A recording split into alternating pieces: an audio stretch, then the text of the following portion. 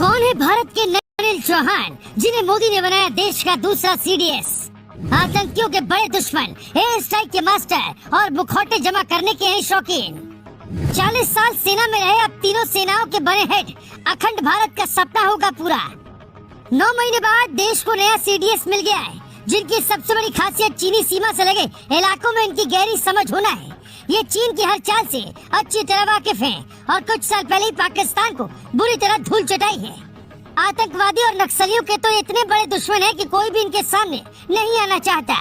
दूरदर्शी सोच रखने वाले अनिल चौहान दुश्मन की हर चाल पहले ही भाप जाते हैं। वो खुद कहते हैं, मैं मुखौटों का शौकीन हूँ। अंकोला से मैं कई मुखौटे खरीद कर लाया था। अभी मेरे पास 150 से ज्यादा मुखौटे हैं। अगर मुझे पता चलता है कि ये मुखौटा किसी देश या प्रदेश की संस्कृति से जुड़ा है, मैं उसे खरीद लेता हूँ।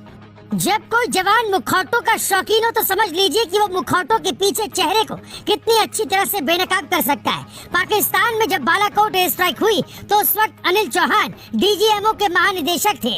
उनके आदेश पर ही पाकिस्तान में छिपे आतंकी ठिकानों पर तबाही मची थी। पाकिस्तानी अखबार डॉन ने इनकी नियुक्ति पर लिखा है, बॉर्डर पर टेंशन के बीच भारत सरकार ने नया सीडीएस चुन लिया है। लेकिन कहा जा रहा है कि इनके सीडीएस बनाए जाने की खबर से पाकिस्तान और चीन दोनों की हालत खराब है। दरअसल अनिल चौहान जब पूर्वी कमान के हेड हुआ करते थे तो इनका खुला आदेश था कि दुश्मन को उसी की भाषा में मुंह तोड़ जवाब दो। जिस अरुणाचल प्रदेश और सिक्किम में चीन अपनी चालबाजी से आगे बढ़ना चाहता था, उसे जनरल चौहान ने जवानों के साथ मिलकर रोका था। सीमा पर कॉम्बैट तैयारियों को उन्होंने इतनी तेजी से आगे बढ़ाया कि मोदी उसी वक्त इनके मुरीद हो गए थे।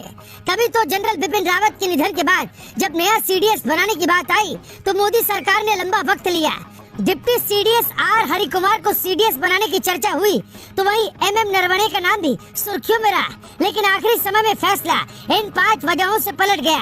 हम वो वजह आपको बताएं, उससे पहले अनिल चौहान से जुड़ी ये बातें जान लीजिए, ताकि आपसे कोई आपके सीडीएस के बारे में पूछे तो आप बता सके। 61 साल के अनिल चौहान जनरल बिपिन रावत की तरह ही उत्तराखंड के रहने वाले हैं। साल 1981 में गोरखा राइफल्स में शामिल हुए। जनरल रावत BC बटालियन में थे। नॉर्दर्न कमांड बारामूला सेक्टर में इन्फेंट्री डिवीजन कमांडर, फिर कमांडिंग ऑफिसर बने। जनरल चौहान ने पूर्वी कमांड में लंबे वक्त तक काम किया, जम्मू कश्मीर में भी रहे हैं। चौहान के साथ काम करने वाले अधिकारी कहते हैं कि वो सीडीएस के मौजूदा सभी ऑप्शंस में सबसे बेस्ट थे। उनकी सबसे खास बात ये है कि जोश में आकर फैसले नहीं लेते। किसी भी समस्या पर पहले गहनता से विचार करते हैं, उसके बाद समाधान बताते हैं। कभी भी खुद को ज्ञानी नहीं समझते और ना ही जल्दबाजी में कोई हड़बड़ी करते हैं, क्योंकि एक गलत फैसला बहुत बड़ी गलती साबित हो सकती है। अनिल चौहान शुरू से स्वदेशी हथियारों और स्वदेशी रक्षा तकनीक के हिमायती रहे हैं।